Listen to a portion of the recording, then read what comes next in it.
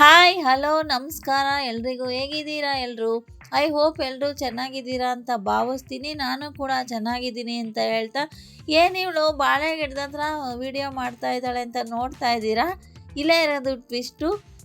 ಈ ಟ್ವಿಸ್ಟ್ ನಿಮಗೆ ಗೊತ್ತಾಗಬೇಕಂದ್ರೆ video full ನೋಡಿ ಫ್ರೆಂಡ್ಸ್.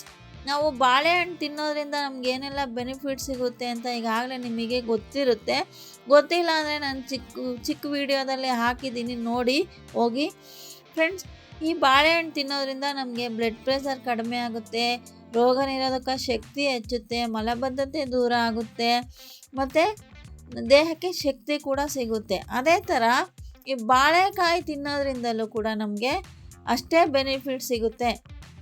ಹೇಗೆ ಅಂತೀರಾ? ಈ ಬಾಳೆಕಾಯಿನ ಪಲ್ಯ ಅಥವಾ ಸಾಂಬಾರಲ್ಲಿ ಉಪಯೋಗಿಸಿದ್ರೆ ನೀವು ಬಾಳೆಹಣ್ಣು ತಿಂದಾಗ ಏನೆಲ್ಲ ಬೆನಿಫಿಟ್ಸ್ ಸಿಗುತ್ತೆ ನೋಡಿ, ಅಷ್ಟೆಲ್ಲ ಬೆನಿಫಿಟ್ಸ್ ಕೂಡ ಬಾಳೆಕಾಯಿ ತಿನ್ನೋದ್ರಿಂದ ಕೂಡ ಸಿಗುತ್ತೆ. ಬಾಳೆಕಾಯಿ ಅಷ್ಟೇ ಅಲ್ಲ, ನಮಗೆ ಈ ಬಾಳೆ ಎಲೆ ಕೂಡ ನಮಗೆ ಉಪಯೋಗಕ್ಕೆ ಬರುತ್ತೆ, ಬೆನಿಫಿಟ್ಸ್ ಬರುತ್ತೆ. ಈ ಬಾಳೆ ಎಲೆನ ನಾವು ಶುಭ ಸಮಾರಂಭಗಳಲ್ಲೂ ಉಪಯೋಗಿಸ್ತೀವಿ, ಅಶುಭದಲ್ಲೂ ಉಪಯೋಗಿಸ್ತೀವಿ.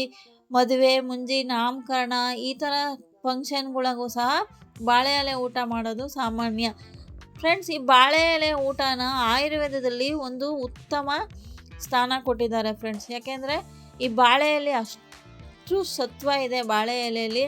ಆ ಬಾಳೆ ಮೇಲೆ ನಾವು ಬಿಸಿ ಊಟನ ಹಾಕ್ಕೊಂಡು ಊಟ ಮಾಡಿದಾಗ ಅದರಲ್ಲಿರೋ ಸತ್ವ ಎಲ್ಲ ಆ ಬಿಸಿಗೆ ಊಟಕ್ಕೆ ಸೇರಿಕೊಳ್ಳುತ್ತೆ.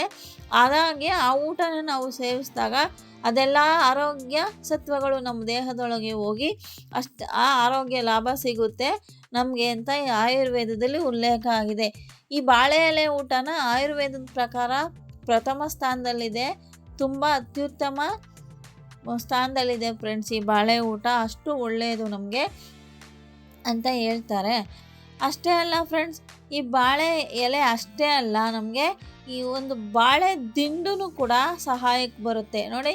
ಇದೊಂದು ಬಾಳೆ ದಿಂಡನ್ನು ಕಟ್ ಮಾಡ್ಕೊಂಡು ಅದರ ಮೇಲಿನ ಒಂದು 3-4 ಸಿಪ್ಪೆ ಇರುತ್ತೆ, ಅದನ್ನು ತೆಗೆದ್ರೆ ಈ ಥರ ಒಂದು ದಿಂಡು ಸಿಗುತ್ತೆ ನಮಗೆ, ವೈಟ್ ಕಲರ್ ದಿಂಡು ಸಿಗುತ್ತೆ. ಇದನ್ನು ನಾವು ಹೇಗೆ ಉಪಯೋಗಿಸ್ಬೇಕು ಅಂದರೆ, ಇದರ ರಸವನ್ನು ಸಹ ಸೇವಿಸ್ಬೋದು ಅಥವಾ ಇದರ ಪಲ್ಯನೂ ಸಹ ತಿನ್ಬೋದು. ಇದು ನಮ್ಮ ಕಿಡ್ನಿ ಸ್ಟೋನು, ಮೂತ್ರಕೋಶದಲ್ಲಿ ಕಲ್ಲೇನಿರುತ್ತೆ ಆ ಕಲ್ಲನ್ನು ಹೋಗ್ಲಾಡ್ಸೋಕ್ಕೆ, ಕರಗಿಸೋಕ್ಕೆ ರಾಮಬಾಣದಂತೆ ಕೆಲಸ ಮಾಡುತ್ತೆ ಅಂತಲೇ ಹೇಳ್ಬೋದು.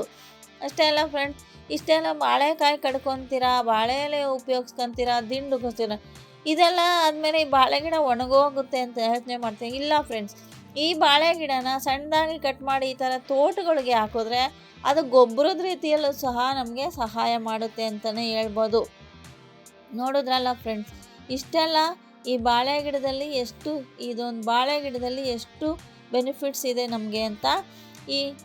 ಈ ವಿಡಿಯೋ ನಿಮಗೆ ಇಷ್ಟ ಆದರೆ ಸಬ್ಸ್ಕ್ರೈಬ್ ಮಾಡಿ, ಶೇರ್ ಮಾಡಿ, ಸಪೋರ್ಟ್ ಮಾಡಿ ಅಂತ ಕೇಳ್ಕೊಳ್ತಾ ಇಲ್ಲಿಗೆ ಈ ವಿಡಿಯೋನ ಎಂಡ್ ಮಾಡ್ತಾ ಇದ್ದೀನಿ. Thank you for watching.